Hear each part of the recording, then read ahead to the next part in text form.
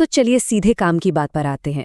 आज के इस एक्सप्लेनर में हम एक ऐसी सोच को डिकोड करने वाले हैं जो सच में आपकी पूरी पोटेंशियल को अनलॉक कर सकती है।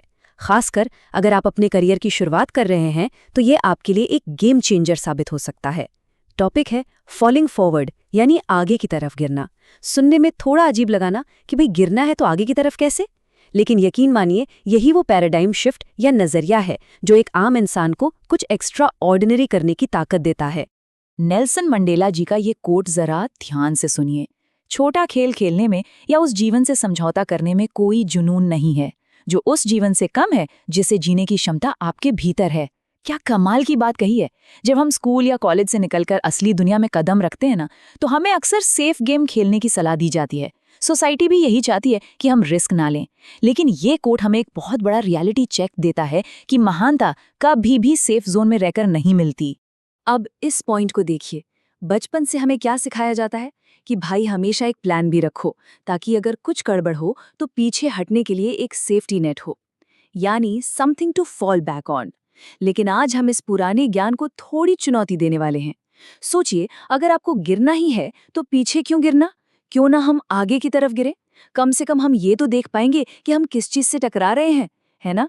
फेल होने से जो मोमेंटम मिलता है, जो सीख मिलती है, उसे आगे बढ़ने के लिए इस्तेमाल करना ही असल में फेलिंग फॉरवर्ड है। आपने वो 9 डॉट्स वाला IQ टेस्ट तो जरूर देखा होगा, वही जिसमें बिना पेन उठाए 9 बिंदुओं को महज 5 लाइनों से जोड़ना होता है। सच बताइए, क्या इसे उन 9 डॉट्स के सीमित दायरे में रहकर सॉल्व किया जा सकता है? बिल्कुल नहीं। इसका इकलौता हल है अपनी सोच और अपने पेन को उस बॉक्स के बाहर ले जाना। ये पजल हमें एकदम साफ मैसेज देती है कि अगर कुछ बड़ा अचीव करना है तो हमें उन सेफ और ट्रेडिशनल बाउंड्री से बाहर आना ही पड़ेगा। और हाँ, बड़ा रिस्क लेने और बुरी तरह फेल होने के लिए भी मेंटली तैयार रहना होगा। चलिए अब इसे कुछ रियल लाइफ एग्जाम्पल से समझते हैं। ये नंबर देखिए, 2600, 2600। ये कोई मामूली नंबर नहीं है। बेसबॉल के लेजेंड रेजी जैक्सन अपने पूरे करियर में इतनी बार स्ट्राइक आउट हुए थे। आपको पता है, ये बेसबॉल के इतिहास में सबसे बड़ा रिकॉर्ड है। लेकिन एक बात बताइए, क्या दुनिया उन्हें उनके स्ट्राइकआउट्स के लिए याद रखती है? कोई चांस नहीं। दुनिया सिर्फ उनके शानदार होम रन्स को जानती है। उन्होंने रिस्क लिया, वो हजारों बार फेल हुए, लेकिन वो बस आगे की ओर गिरते रहे। अब इस अगले नंबर पर गौर करिए, 1000। क्या लगता है ये क्या है? ये थॉमस एडिसन के उन फेल हुए एक्सपेरिमेंट्स का नंबर है जो उन्होंने लाइट बल्ब बनाने से पहले किए थे। क्या वो इतनी बार हारकर घर बैठ गए? नहीं ना। उनके लिए वो हर एक फेलियर कामयाबी की तरफ बढ़ाया गया एक स्टेप था। और फिर 1001वीं बार में उन्हें वो कामयाबी मिली जिसने सच में पूरी दुनिया को रोशन कर दिया।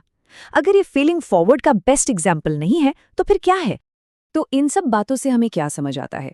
यही कि मुश्किलें, झटके और फेलियर्स ये इनोवेशन के लिए कोई रुकावट नहीं है, बल्कि ये तो सबसे ज़रूरी शर्तें हैं। सच तो यह है कि जिंदगी में हम सब कभी ना कभी हारेंगे, हमें एम्बैरेसमेंट भी फील होगी और हो सकता है किसी काम में हम एकदम बकवास साबित हों। लेकिन लॉजिक बहुत सिंपल है। अगर वो पाना है जो आपके पास कभी नहीं था, तो आपको वो करना ही होगा जो आपने पहले कभी नहीं किया। फेलियर से डरना नहीं है, उन्हें अपनी सीढ़ियां बनाना है। अब इस छोटी सी कहानी को सुनिए जो करियर के शुरुआती दिनों के स्ट्रगल को दिखाती है। एक यंग एक्टर है जो ब्रॉडवे म्यूजिकल के एक ऑडिशन में बुरी तरह फेल हो जाता है। क्यों? क्योंकि उसे गाना नहीं आता। पर वो बंदा हार नहीं मानता। वो लगातार तैयारी करता है, बार बार ऑडिशन देता है और बार बार रिजेक्ट होता है। लेकिन फिर क्या होता है? पूरे 30 साल बाद ठीक उसी थिएटर में वो एक बहुत ही फेमस प्ले फेंसेस में लीड रोल प्ले करता है। मतलब अगर आप नाई की दुकान के बाहर काफी देर तक डटे रहें तो कभी ना कभी बाल कटवाने का नंबर आ ही जाता है। बस आपको मैदान नहीं छोड़ना है। आजकल हर नए ग्रेजुएट और यंग प्रोफेशनल के पास टैलेंट की कोई कमी नहीं है। सबके पास डिग्री है, ट्रेनिंग है, लेकिन असली सवाल ये है कि क्या उस टैलेंट को दांव पर लगाने का गट्स, वो हिम्मत हमारे अंदर है?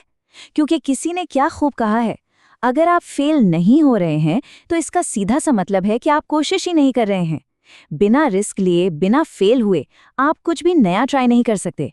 इसलिए अपनी काबिलियत पर भरोसा रखिए और रिस्क लेने से मत घबराइए। एक और बात, करियर का ग्राफ कभी भी स्केल से खींची गई सीधी लाइन की तरह नहीं होता। जरा इस एजुकेशनल सफर को देखिए। शुरुआत होती है प्री मेडिकल से, फिर मन बदलता है तो प्री लॉ, उसके बाद जर्नलिज्म और एंड रिजल्ट 1.8 का बेहद खराब जीपीए। ये एक ऐसा अतरंगी और कियोटिक रास्ता है जो 20 साल के किसी भी स्टूडेंट को यूनिवर्सिटी से बाहर करवा दे। उस पॉइंट पर ऐसा लग सकता है कि जैसे जिंदगी अपने सबसे निचले स्तर पर आ गई है और अब सब कुछ खत्म हो चुका है। लेकिन पता है, जिंदगी के सबसे गहरे सबक हमें अक्सर हमारे सबसे बुरे वक्त में ही मिलते हैं। 27 मार्च 1975 का वो दिन, और माउंट वर्नन की एक छोटी सी ब्यूटी शॉप।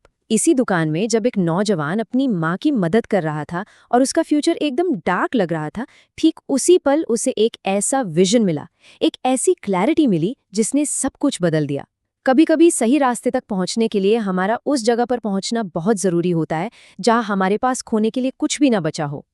उसी ब्यूटी शॉप में बैठी एक बुजुर्ग महिला ने उस नौजवान से अचानक कहा, बेटे, मेरी एक भविष्यवाणी है। तुम पूरी दुनिया की यात्रा करोगे और लाखों लोगों को एड्रेस करोगे। अब जरा सोचिए, ये वाकया इस बात का सबसे बड़ा सबूत है कि फेलियर अक्सर यूनिवर्स का तरीका होता है हमें ये बताने का कि हमें असल में जाना कहाँ है।